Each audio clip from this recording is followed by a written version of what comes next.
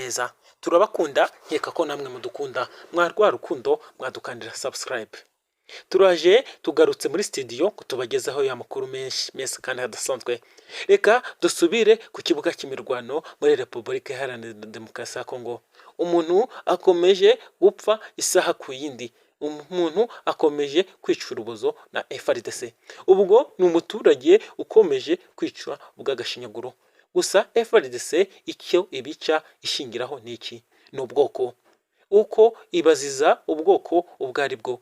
Cyane ikindi ngo ni Abanyarwanda. Babica bavuga ngo ni Abanyarwanda, bavuga Ikinyarwanda, ubwo ni umuturage uvuga Ikinyarwanda kandi w'umututsi. Niyo jenoside ikomeje gukorerwa abaturage hariya muri Kongo. Gusa M23 nk'umutwe witwaje intwaro ntubikozwa, ukomeje guharanira ubwigenge bw'abaturage nabo ubwabo, kuko ntago babahiga bonyine, nabo bakomeje kwirwanaho. Ni kuri uyu munsi intambara yongeye kukazanya, bararwana barakubitana karahava. M23 yirwanyeho ku rwego rukomeye, aho yagiye ibambura ikabakura mu birindiro byabo.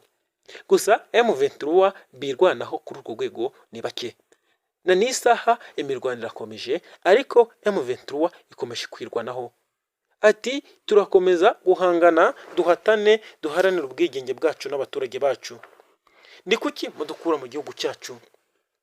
Kuri uyu wa gatatu ibintu bimeze nabi, umuntu akomeje gukubita undi. Gusa ni M23 ikomeje guhuragura cyangwa gukubita ahababaza FARDC n'abafatanyabikorwa babo, aho kuri uyu wa gatatu babambuye uduce dutandukanye, babambuye intwaro, babirukankanye karabava.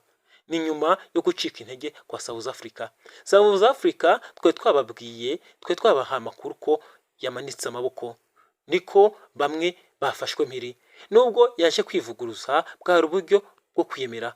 Bamwe babivuguruzaga ariko abandi bakongera bakabavuguruza, bikomeza gucanga gutyo. Ariko muri make icyo wamenya nuko na South Africa yamanitse amaboko. Kuri ubwo intambara irakomeje. Reka twisubire ku kibuga cy'imirwano. M23 yakomeje gutsinsura FARDC, ni nako igenda ifata uduce dutandukanye. Ihuriro ry'ingabo ya guverinoma ya Repubulika Iharanira Demokarasi ya Kongo zikomeje gukubitwa mu rugamba zihanganyemo na M23. Kuri uyu wa gatatu imirwano hagati ya M23 n'ihuriro ry'ingabo za guverinoma ya Repubulika Iharanira Demokarasi ya Kongo yabereye mu bice byo muri groupement ya Kanyanyonga muri teritwari ya Rucuru mu ntara ya Kivu y'Amajyaruguru mu burasirazuba bwa Repubulika Iharanira Demokarasi ya Kongo. Imirwano yumvikanyemo imbunda ziremereye n'izito hagati y'isaha ya 12:00 na 1:00 z'igitondo cyo kuri uyu wa gatatu tariki ya 3 z'ukwezi kwa 4 2024, nk'uko iyi nkuru dukesha Minembwe Capital News ibitangaza. Babwiye umwanditsi wa MCN ko iyo mirwano yabereye neza mu duce duherereye kuri parike ya Virunga muri groupement ya Kanyabayonga muri teritwari ya Rushuru.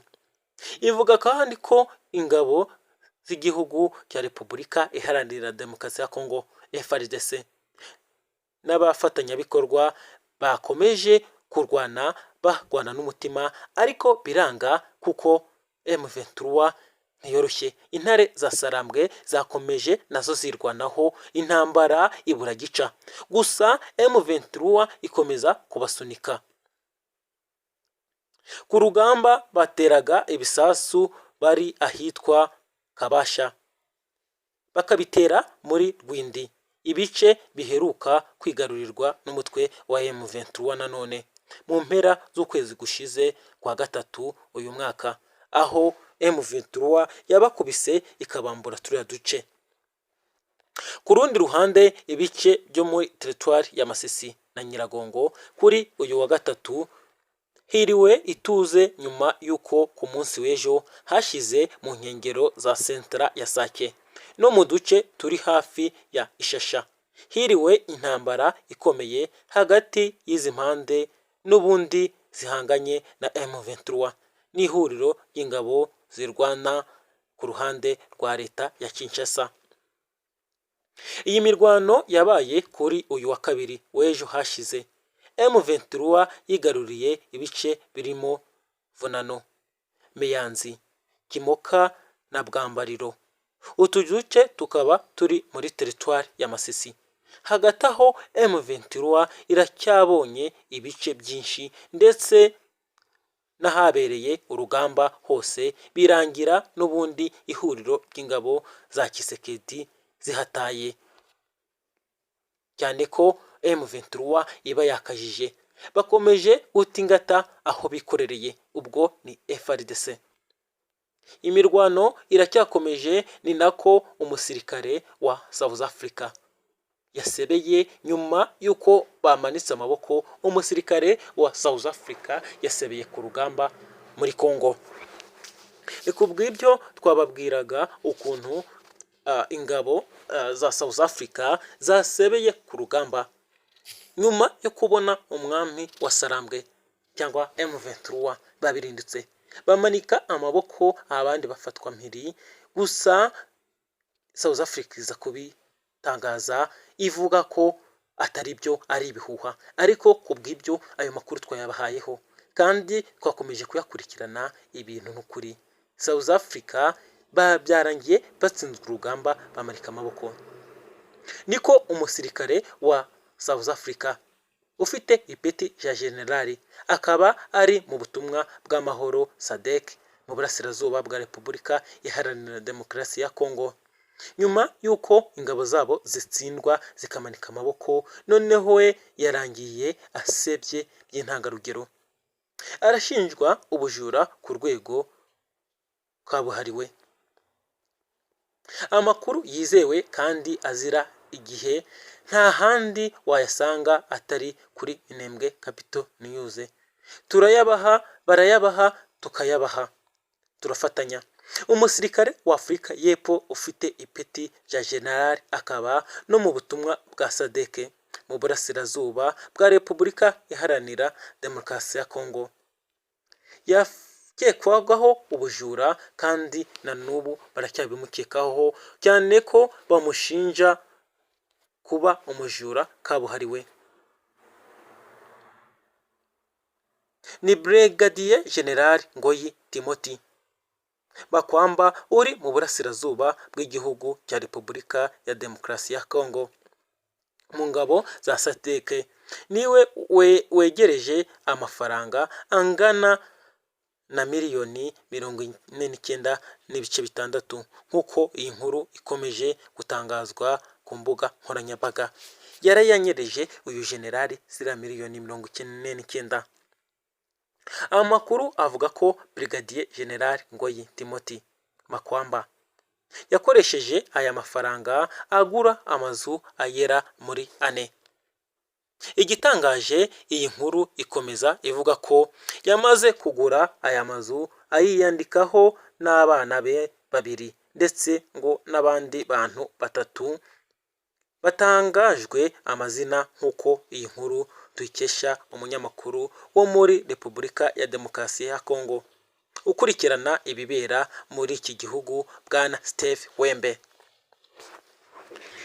Ibyo bibaye mu gihe abasirikare ba Afurika y'Epfo bivugwa ko bashize mu maboko y'ingabo ziyobowe na Gen Sultan Makenga. Ubwo ni M23. Iyo ucyumva Makenga nibwo ubuyobozi bw'ingabo za Afurika y'Epfo SANDF bagomeje kumanika amaboko, bakubitwa aharenze inzega n'ubwoba bwishi, bavuga ko baricwa cyangwa barahotogwa na M23. Banyomoje ayo makuru bavuga ko ari ibihuha byambaye ubusa, biri mu itangazo iki gisirikare bashize hanze kuri uyu wa gatatu, tariki ya 3 z'ukwa 4 2024. Ingabo za Afurika y'Epfo ziri mu burasirazuba bwa RDC bakunze kugenda bivugwaho kuba mu buzima bugoye, harimo kuribwa n'inzara ndetse n'ibindi. Gusa kubw'ibyo intambara iracyakomeje, nibwo South Africa abasirikare bakomeje kwishira mu biganza bya M23. ni nako abavuga ko ari abasirikare ba South Africa bakomeje kwicwa n'inzara. Gusa ku bw'ibyo generali umwe yarabadomotse aragenda afata amafaranga bakakoresheje yiguriramo ibizu abigabana n'abana be. Urumva igisirikare gikomeza kwicwa n'inzara muri urwo rwego, urumva abakuru bakomeje kwiterera imbere. Iyo ni South Africa yagiye kugarura amahoro muri RDC. Turabakunda, nkeka ko namwe mudukunda. Nimba mudukunze mwadukandira subscribe. Amakuru turacyabaha ni